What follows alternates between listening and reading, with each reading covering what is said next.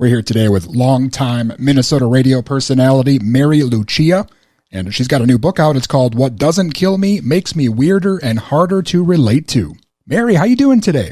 I'm good. How are you? I'm doing well. Thank you so much for joining me. Of course.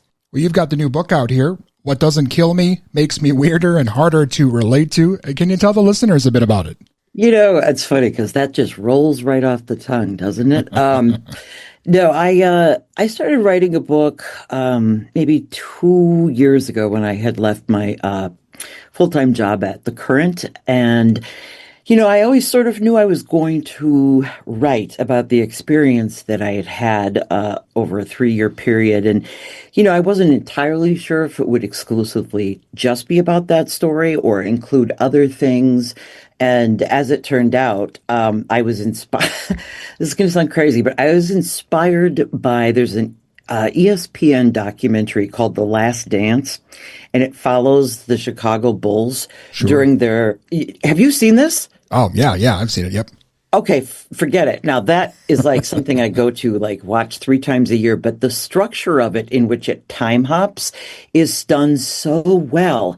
And I really, really was inspired by the idea of keeping not so linear a story and then kind of skipping around to different things in my life, just because it all made sense for a first-time memoirist. People aren't going to know who I am, so just sort of took the opportunity to tell some stories, the things that have happened to me, just to give people a better idea of who I was. Well, you definitely go through a lot of very personal things in the book. Was that tough for you putting it together and kind of going through all that again? It was. It was.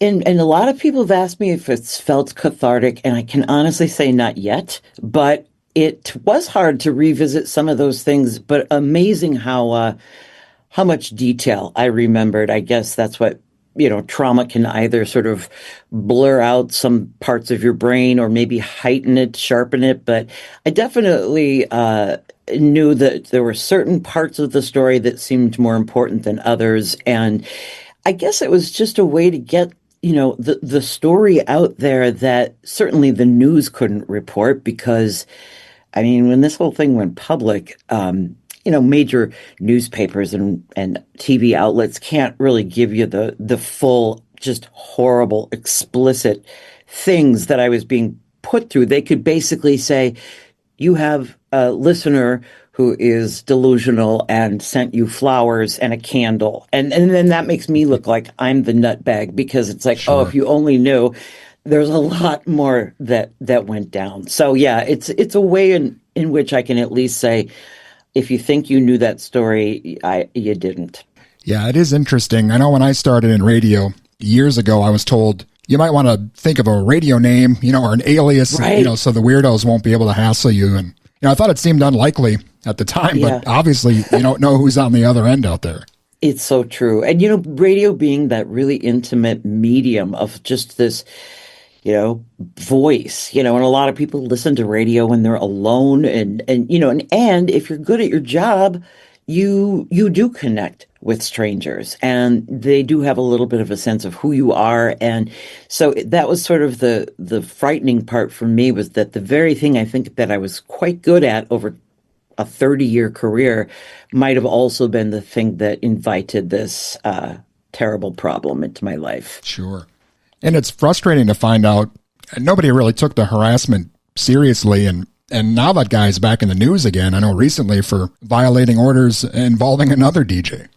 Yep. It's such, it's a really misunderstood crime, Dustin. It's like, it is a felony. It's a felony crime. And yet the mental illness component, of course, muddles everything, because courts can't mandate mental health help. So even if a person, is convicted and pleads guilty to several felony charges, if they're considered mentally incompetent, they're just lost in the system. It means either they have to go maybe to a halfway house, which is not a prison. I mean, there's no locked door there, but it's only if somebody has actually perpetrated something violent against you, would they then be considered a candidate for something like St. Peter? And I think that's the other misnomer, is that, the damage that's done to a person after years and years of this repeated stalking, I guess I don't have the bullet hole to show, but it's all internal. Sure. Well, of course, not everything was a negative or a bummer in the book. I know you have had a fascinating career in radio, and I wanted to ask you a little bit about your memories or maybe your interactions with Prince. I know he had a soft spot for the Currents. Yeah, he did. And, my very first job, when I was just out of college, my first job was at Rev 105. And it was located, our station was located right on 5th and 1st Avenue. So it was the Kickernick building. And Prince had just opened up the nightclub within that same complex. So Sure. I was on like 7 to midnight, Monday through Fridays. And I had a friend who bartended there. I think it was called Glam Slam at the time. And Yep.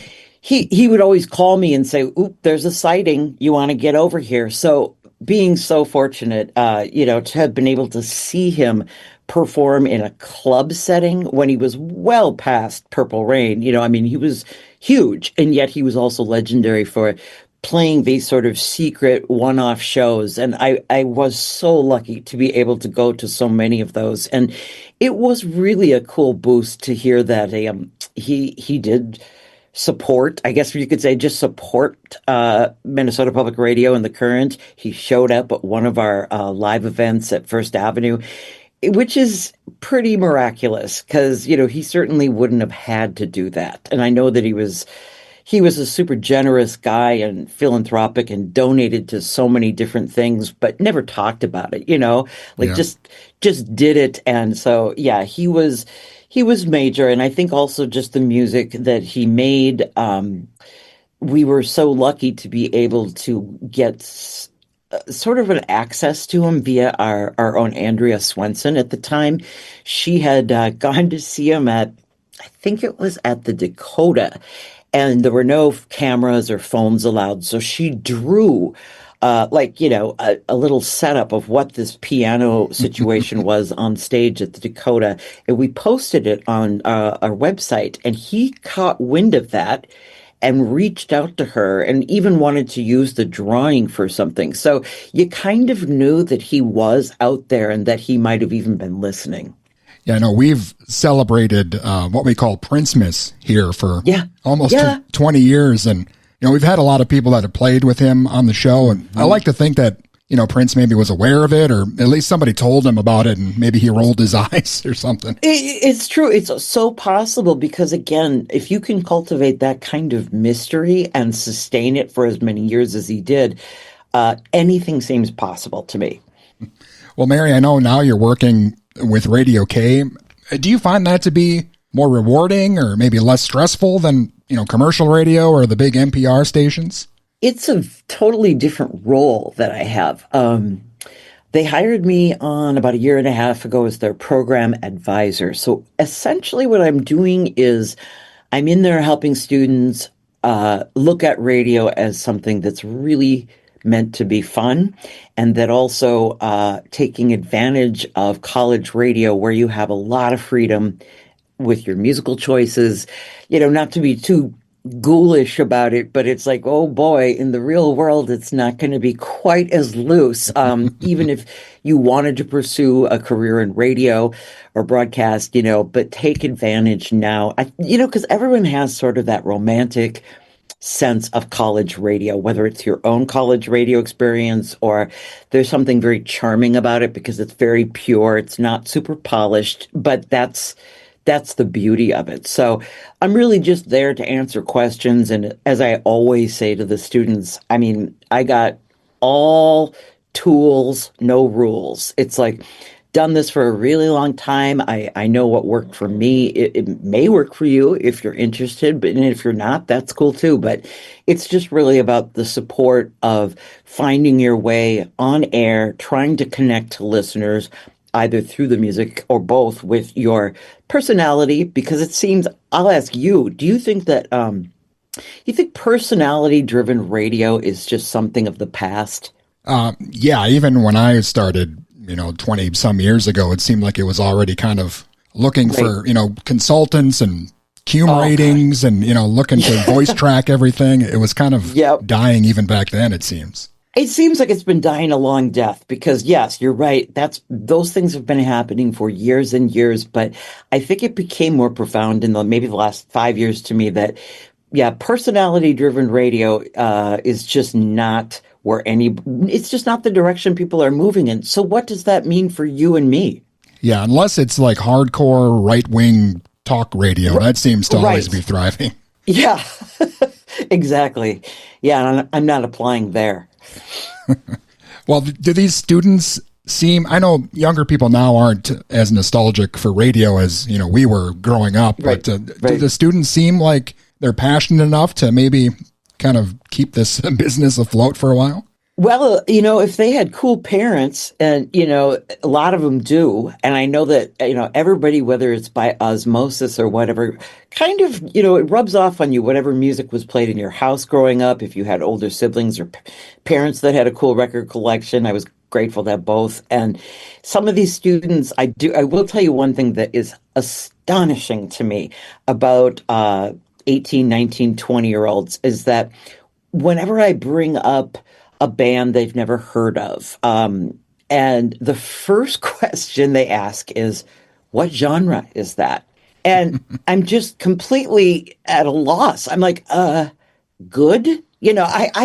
What genre is it? I'm like, why would that be your first question? It seems there's a certain amount of, I need to define what this is and where would it fit in this neat box, which was the opposite of me discovering music at that age. I didn't care.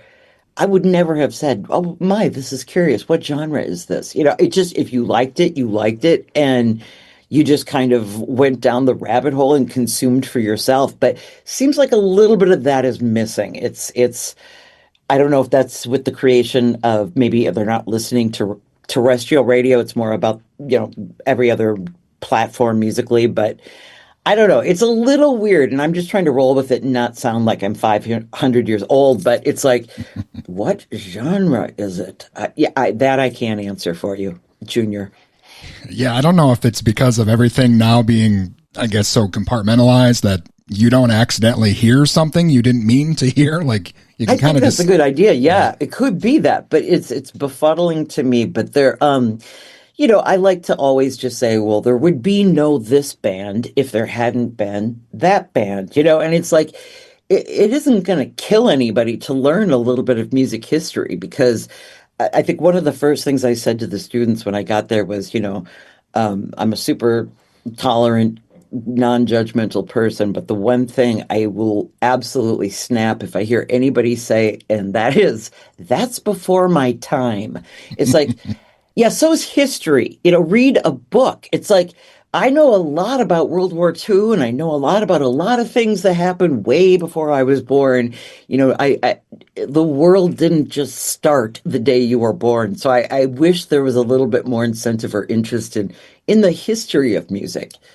it is interesting too, because now those kids have access to basically everything that ever happened where, like when I was a kid, you only had so much lawn mowing money that you could spend on records. Exactly, exactly.